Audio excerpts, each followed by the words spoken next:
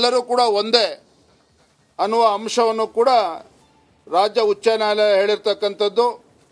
ಹಾಗಾಗಿ ನಾನು ಈ ಒಂದು ತೀರ್ಪು ಬಂದಿರತಕ್ಕಂಥ ಸಂದರ್ಭದಲ್ಲಿ ರಾಜ್ಯದ ಗೌರವಾನ್ವಿತ ಮುಖ್ಯಮಂತ್ರಿಗಳಾಗಿರ್ತಕ್ಕಂಥ ಸಿದ್ದರಾಮಯ್ಯನವರಲ್ಲಿ ನಾನು ಆಗ್ರಹವನ್ನು ಮಾಡ್ತೇನೆ. ರಾಜ್ಯಪಾಲರ ಮೇಲೆ ಆರೋಪ ಮಾಡ್ತಕ್ಕಂಥದ್ದನ್ನು ಬದಿಗಿಟ್ಟು ರಾಜ್ಯ ಉಚ್ಚ ನ್ಯಾಯಾಲಯ ಇವತ್ತೇನು ತೀರ್ಪನ್ನು ಕೊಟ್ಟಿದೆ ಅದಕ್ಕೆ ಗೌರವಿಸಬೇಕು, ಉಚ್ಚ ನ್ಯಾಯಾಲಯದ ತೀರ್ಪನ್ನು ಗೌರವಿಸಬೇಕು. ಏನಿವತ್ತು ತಮ್ಮ ಸ್ವತಃ ಮುಖ್ಯಮಂತ್ರಿಗಳ ಮೇಲೆ ಆರೋಪ ಬಂದ ಸಂದರ್ಭದಲ್ಲಿ ಮುಖ್ಯಮಂತ್ರಿಗಳ ಕುಟುಂಬವೇ ಇವತ್ತು ಮೈಸೂರಿನ ಮೂಡ ಹಗರಣದಲ್ಲಿ ಭಾಗಿಯಾಗಿದ್ದಾರೆ ಅಂತೇಳಿ ನೇರವಾಗಿ ನಿಮ್ಮ ಮೇಲೆ ಆರೋಪ ಬಂದಿರತಕ್ಕಂಥ ಸಂದರ್ಭದಲ್ಲಿ ಗೌರವವಾಗಿ ತಮ್ಮ ಮುಖ್ಯಮಂತ್ರಿ ಸ್ಥಾನಕ್ಕೆ ರಾಜೀನಾಮೆ ನೀಡಬೇಕು ಅನ್ನುವ ಆಗ್ರಹವನ್ನು ನಾನಿವತ್ತು ಮಾಡ್ತಾ ಇದ್ದೇನೆ. Dear friends, Bharatiya Janata Party has relentlessly fighting against this corrupt Congress government. From last 2 months, we have been fighting against corrupt Chief Minister Siddaramaiah ji.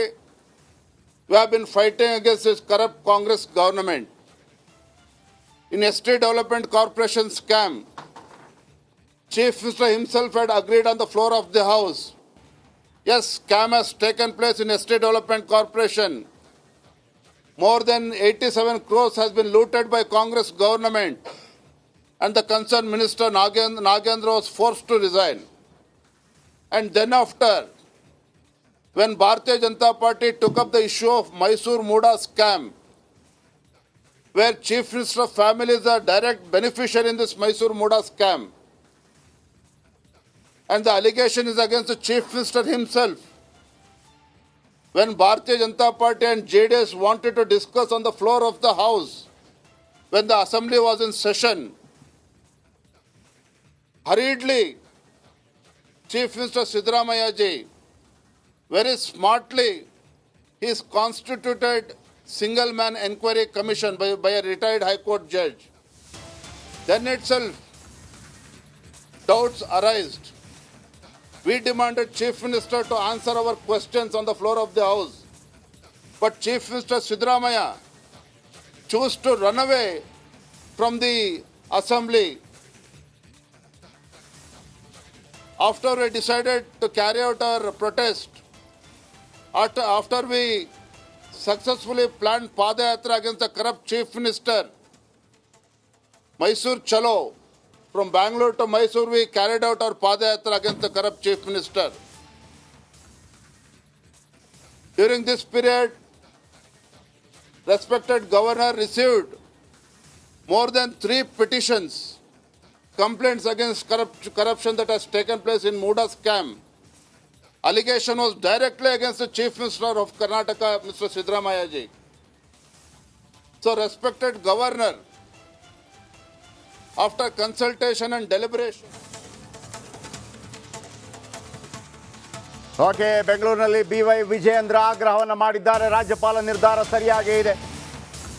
ಈಗ ಮುಖ್ಯಮಂತ್ರಿಗಳು ರಾಜೀನಾಮೆ ಅಂದರೆ FIR ಆಗುತ್ತೆ. ಈಗೇನಾಗುತ್ತೆ ವೀಕ್ಷಕರೇ, ಈ ಮೂವರು ಈಗ ಜನಪ್ರತಿನಿಧಿಗಳ ಕೋರ್ಟ್ಗೆ ಹೋಗಿ ಅಲ್ಲಿ ಮೊಕದ್ದಮೆ ದಾಖಲಿಸ್ತಾರೆ. ಆಗ ಜನಪ್ರತಿನಿಧಿಗಳ ಕೋರ್ಟ್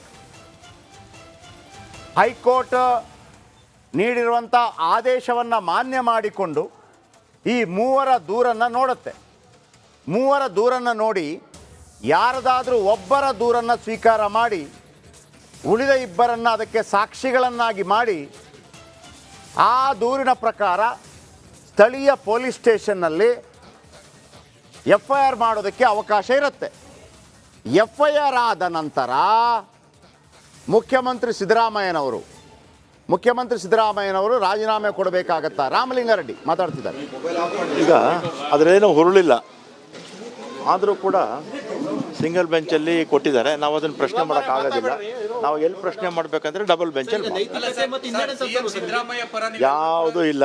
ನೈತಿಕ ಹೊಣೆ ಅನುಮತಿ 17 ಸೆಕ್ಷನ್ ಪ್ರಕಾರ ಅನುಮತಿ ಕೊಟ್ಟಿದ್ದಾರೆ.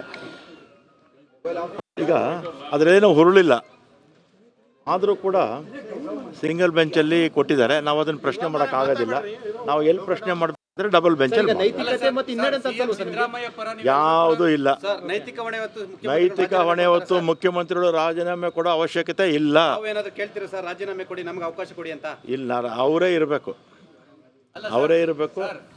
ನಾವೆಲ್ಲ ಎಲ್ಲ ಶಾಸಕರು ಅವ್ರ ಜೊತೆಲಿದ್ದೀವಿ, ಎಲ್ಲ ಸಚಿವರು ಅವ್ರ ಜೊತೆಲಿದ್ದೀವಿ.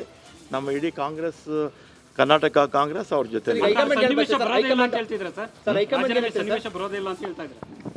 ಹೈಕಮಾಂಡ್ ಹೇಳಿದಾರಲ್ಲ, ಇದು ಕಾನ್ಸ್ಪಿರಸಿ ರಾಜ್ಯಪಾಲರುಗಳ ಮುಖಾಂತರ ದೇಶದ ಎಲ್ಲ ಭಾಗದಲ್ಲೂ ಕೂಡ ಮಾಡ್ತಾ ಇದ್ದಾರೆ. ತಮಿಳ್ನಾಡಲ್ಲಿ ಮಾಡಿದ್ದಾರೆ, ಕೇರಳದಲ್ಲಿ ಮಾಡಿದ್ದಾರೆ, ವೆಸ್ಟ್ ಬೆಂಗಾಲಲ್ಲಿ ಮಾಡ್ತಾ ಇದ್ದಾರೆ, ದೆಹಲಿನಲ್ಲಿ ಮಾಡಿದ್ದಾರೆ, ಅದೇ ರೀತಿ ಮಧ್ಯಪ್ರದೇಶಲ್ಲಿ ಮಾಡಿದ್ರು, ಪಂಜಾಬಲ್ಲಿ ಮಾಡಿದ್ರು, ಎಲ್ಲ ಕಡೆ ಕೂಡ ಮಾಡ್ತಾ ಇದ್ದಾರೆ. ವಿಪಕ್ಷಗಳು ಎಲ್ಲೆಲ್ಲಿ ಅಧಿಕಾರದಲ್ಲಿಯೋ ಅದನ್ನೆಲ್ಲ ಕೂಡ ಕೇಂದ್ರ ಸರ್ಕಾರ ಆಗಿದೆ. ಈಗ ಲೋಕಾಯುಕ್ತ ತನಿಖೆ ಸಂಸ್ಥೆಗೆ ಇವರು ತನಿಖೆ ಮಾಡಲಿಕ್ಕೆ ಆದೇಶವನ್ನು ಕೊಡ್ತಾರೆ. ಓಕೆ, ಈಗ ಅಭಿಷೇಕ್ ಮನು ಸಿಂಘ್ವಿಯಂತಹ ದೊಡ್ಡ ದೊಡ್ಡ ವಕೀಲರು ಬಂದು ಕೂಡ ವಾದ ಮಾಡಿದ್ರು ಕೂಡ ದೂರುದಾರರ ವಾದದಲ್ಲೇ ದೂರುದಾರರ ವಾದ ಭಾಳ ಸ್ಟ್ರಾಂಗ್ ಆಗಿತ್ತು ಅಂತ ಪ್ರೂವ್ ಆಗೋಯ್ತಾಗಿದ್ರೆ ಈಗ ಬಹುಶಃ ನ್ಯಾಯಾಧೀಶರು ದೂರುದಾರರ ಪರವಾಗಿ ಬಂದಂತ ಸಾಲಿಸಿಟರ್ ಜನರಲ್ ಅವರ ವಾದ ಮತ್ತು ಮಣಿಂದರ್ ಸಿಂಗ್ ಅಂತ ಇನ್ನೊಬ್ರು ಹಿರಿಯ ವಕೀಲರು ಮಾಡಿದಂತ ವಾದ, ಆ ವಾದಗಳ ಮೇಲೆ ಬಹುಶಃ ನ್ಯಾಯಾಧೀಶರು ಏನಂತ ಅನ್ಕೊಂಡಿದ್ದಾರೆ, mostly this is a fit case for investigation. ಈಗ ಸುನಿಲ್ ಅವರೇ, ಮೂರು ದೂರುದಾರರಿದ್ದಾರೆ. ಒಂದು TJ ಅಬ್ರಾಮ್ ಇದ್ದಾರೆ, ಸಾಯಿ ಕೃಷ್ಣ ಅವರಿದ್ದಾರೆ, ಆ ನಂತರ ಪ್ರದೀಪ್ ಕುಮಾರ್ ಇದ್ದಾರೆ. ಒಬ್ಬೊಬ್ಬರದು ಒಂದೊಂದು ಆರೋಪಗಳಿದೆ ಒಂದೊಂದು ದೂರಿನಲ್ಲಿ. ಇದು ಯಾವ ರೀತಿ, ಅದನ್ನು ಹೆಂಗೆ ಒಂದೇ ದೂರಾಗಿ ಮಾಡ್ಕೊಂಡು ಹೋಗೋಕ್ಕಾಗತ್ತೆ? ಅದು ಹೆಂಗಾಗತ್ತೆ ಅಂತ ಈಗೇನ್ ಮಾಡ್ತಾರೆ, ಸ್ಪೆಷಲ್ ಕೋರ್ಟ್ ನಲ್ಲಿ ನ್ಯಾಯಾಧೀಶರು 3 ದೂರುಗಳನ್ನ ಈಗ ಕೂಲಂಕುಷವಾಗಿ ಪರಿಶೀಲನೆ ಮಾಡ್ತಾರೆ. ಓಕೆ, ಈಗ 3 ದೂರುಗಳು ಕೂಡ ಒಂದೇ ಹಗರಣಕ್ಕೆ ಸಂಬಂಧಪಟ್ಟದ್ದಾದ್ರೆ ಆದ್ರೆ ಬೇರೆ ಬೇರೆ ಆಯಾಮಗಳಲ್ಲಿ ದೂರನ್ನ ಕೊಟ್ಟಿರ್ತಾರೆ. ಕೆಲವು ಅಧಿಕಾರಿ ವರ್ಗದವರು ಇನ್ವಾಲ್ವ್ಮೆಂಟ್ ಅಂತ ಕೊಟ್ಟಿರ್ತಾರೆ, ಕೆಲವು ಮುಖ್ಯಮಂತ್ರಿಗಳ ಫ್ಯಾಮಿಲಿ ಇನ್ವಾಲ್ವ್ಮೆಂಟ್ ಅಂತ ಕೊಟ್ಟಿದ್ದಾರೆ, ಕೆಲವರು ಸರ್ಕಾರಕ್ಕೆ ಬೊಕ್ಕಸಕ್ಕೆ ನಷ್ಟ ಅಂತ ಕೊಟ್ಟಿರ್ತಾರೆ. ಎಲ್ಲವೂ ಕೂಡ ಸೇಮ್ ಪ್ರಕರಣ ಆಗೋದಾದ್ರೆ ಒಂದು ಅಬ್ರಾಮ್ ಅವ್ರ ಪ್ರಕರಣ ಮಾತ್ರ ತನಿಖೆಗೆ ಡೈರೆಕ್ಷನ್ ಕೊಟ್ಟು ಇನ್ನೆರಡು ಪ್ರಕರಣ ಇದೆಯಲ್ಲ, ಅವೆರಡು ಪ್ರಕರಣದಲ್ಲಿರುವಂತಹ ಇಬ್ಬರು ಕಂಪ್ಲೇಂಟ್ಗಳನ್ನ ವಿಟ್ನೆಸ್ ಆಗಿ ಮಾಡಿ ನಿಮ್ಮಲ್ಲಿರೋ ಎಲ್ಲಾ ಮೆಟೀರಿಯಲ್ಗಳನ್ನ ತನಿಖಾಧಿಕಾರಿಗಳಿಗೆ ನೀವು ಕೊಡಿ. ಯಾಕಂದ್ರೆ ಸುಪ್ರೀಂ ಕೋರ್ಟ್ ಅನೇಕ ತೀರ್ಪು ಹೇಳುತ್ತೆ, ಒಂದು ಪ್ರಕರಣದ ಒಂದೇ ಒಂದು ಇಶ್ಯೂ ಮೇಲೆ 2-3 ಕಂಪ್ಲೇಂಟ್ ಫೈಲ್ ಮಾಡೋಂಗಿಲ್ಲ. ಹಾಗಾಗಿ ಇಟ್ ಬಿಕಮ್ಸ್ ಒನ್ ಕಂಪ್ಲೇಂಟ್. ಇನ್ನಿಬ್ಬರು ಕಂಪ್ಲೇಂಟ್ಸ್ ಏನ್ ಮಾಡ್ತಾರೆ, ವಿಟ್ನೆಸ್ ಗಳಾಗ್ಬಿಟ್ಟು ಇವ್ರ ಜೊತೆ ಜಾಯ್ನ್ ಆಗ್ಬಿಡ್ತಾರೆ. ಹಾಗಾಗ್ಬಿಡುತ್ತೆ. ಈಗ ವೆರಿ ಇಂಪಾರ್ಟೆಂಟ್, ಈಗ ನೀವು ನೋಡಿದ್ರ ಪೈಕಿ 3 ಪೈಕಿ ಬಹಳ ಸ್ಟ್ರಾಂಗ್ ಆಗಿ ಕಾಡ್ತಾ ಇರೋದು ಯಾವುದು? ಅಬ್ರಾಮ್ ಅವ್ರ ಪ್ರಕರಣ ಸ್ವಲ್ಪ ಸ್ಟ್ರಾಂಗ್ ಇದೆ. ಅಲ್ಲ, ಅಬ್ರಾಮ್ ಪ್ರಕರಣದಲ್ಲಿ ಏನಂತಂದ್ರೆ ಆ ಜಾಗವನ್ನ ಕೃಷಿ ಭೂಮಿಯಾಗಿ ಪರಿವರ್ತನೆ ಆದಾಗ ಜಿಲ್ಲಾಧಿಕಾರಿಗಳು ಮತ್ತು ತಹಶೀಲ್ದಾರ್ ಸಹಿ ಹಾಕಿದ್ದಾರೆ. ಅದು ಆಲ್ರೆಡಿ ಸೈಟ್ಗಳಾಗಿ ಹಂಚಿಕೆ ಆದಂತ ಜಾಗ. ಅಲ್ಲಿ ಮುಖ್ಯಮಂತ್ರಿಗಳ ಒತ್ತಡ ಇರಬಹುದು ಅಥವಾ ಸಿದ್ದರಾಮಯ್ಯನ ಒತ್ತಡ ಇರಬಹುದು. ಆದ್ರೆ ದಾಖಲೆ ಏನಿದೆ ಸುನಿಲ್ ಅದಲ್ಲಿ? ಈಗ ಏನಾಗುತ್ತೆ, ತನಿಖೆ ಶುರು ಮಾಡಿದಾಗ ತನಿಖಾಧಿಕಾರಿಗಳು ಏನ್ ಮಾಡ್ತಾರೆ, ತಮ್ಮ ವ್ಯಾಪ್ತಿಯನ್ನ ಸ್ವಲ್ಪ ಎಕ್ಸ್ಪ್ಯಾಂಡ್ ಮಾಡ್ತಾ ಹೋಗ್ತಾರೆ. ಓಕೆ, ಫಸ್ಟ್ ಜಾಗ ಎಲ್ಲಿಂದ ಶುರು ಆಯ್ತು, ಆ ಜಾಗ ಓನರ್ ಯಾರು ಇರ್ತಾರೆ, ಅವರ ಫ್ಯಾಮಿಲಿ ಮೆಂಬರ್ಸ್ ಯಾರಿದ್ದಾರೆ, ಅವ್ರನ್ನೆಲ್ಲ ಕಾಂಟ್ಯಾಕ್ಟ್ ಮಾಡಕ್ ಶುರು ಮಾಡ್ತಾರೆ. ಅದಾದ ನಂತರ ಈ ಸ್ನೇಹಮಯಿ ಕೃಷ್ಣ ಅವ್ರ ಪ್ರಕರಣದಲ್ಲಿ ಬಂದ ಅವ್ರು ಕೊಟ್ಟಂತ ದೂರದ ಮೇಲೆ ಈಗ ಮುಖ್ಯಮಂತ್ರಿಗಳ ಬಾಮೈದ ಅದನ್ನ ಪರ್ಚೇಸ್ ಮಾಡ್ತಾರೆ, ಅದನ್ನು ಕೂಡ ಬರುತ್ತೆ. Thank you very much. ವಿಸ್ತೃತ ಮಾಹಿತಿಯನ್ನು ಕೊಟ್ಟರು. ಇದೀಗ ವಿಜೇಂದ್ರ ಪ್ರೆಸ್ ಮೀಟ್ ಮಾಡ್ತಾ ಇದ್ದಾರೆ, ಇದರ ಬಗ್ಗೆ ಕೂಡ ಮಾಡಿದ್ರು. ಸುದೀರ್ಘವಾಗಿ ಉಚ್ಚ ನ್ಯಾಯಾಲಯದಲ್ಲಿ ಪರ ವಿರೋಧ ಎಲ್ಲವೂ ಕೂಡ ವಾದ ಆದ ನಂತರದಲ್ಲಿ ರಾಜ್ಯ ಉಚ್ಚ ನ್ಯಾಯಾಲಯ ಇವತ್ತು ತೀರ್ಪನ್ನು ನೀಡಿದೆ. ಆ ತೀರ್ಪಿನಲ್ಲಿ ಸ್ಪಷ್ಟವಾಗಿ ಉಲ್ಲೇಖ ಮಾಡಿದ್ದಾರೆ,